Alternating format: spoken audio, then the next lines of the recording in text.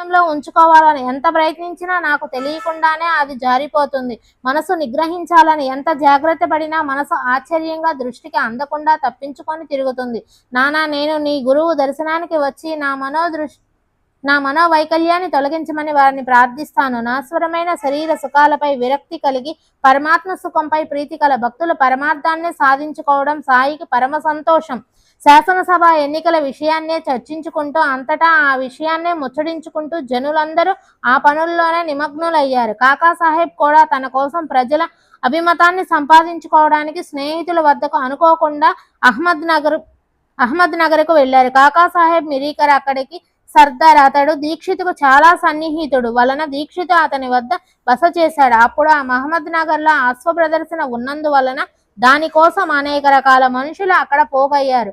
బాలాసాహెబ్ మిరీకర్, కోపర్గ్రామ్ మమలేదర్ అహ్మద్ నగర్లోని అశ్వ ప్రదర్శనానికి హాజరయ్యారు. దీక్షిత్ అక్కడికి వచ్చిన పని అయిపోయింది. షిరిడీకి ఎలా వెళ్ళాలి, అక్కడకు ఎవరు తీసుకొని వెళ్ళగలరు అని అతనికి షిరిడీ ధ్యాస పట్టుకుంది. బాబాతో దర్శన యోగం కలగాలని అతని దీక్షితుకు అదొక్కటే ఆలోచన. ఎవరు నా వెంట వచ్చి నన్ను బాబా సన్నిధికి తీసుకొని వెళ్ళి వారి పాదాలపై పడవేస్తారా అని దీక్షితుకు చాలా చింత. ఎన్నికల పని ముగిసిపోగానే ఇక షిరిడి ఎలా వెళ్ళాలి? దీక్షితుకు చింత పట్టుకుంది.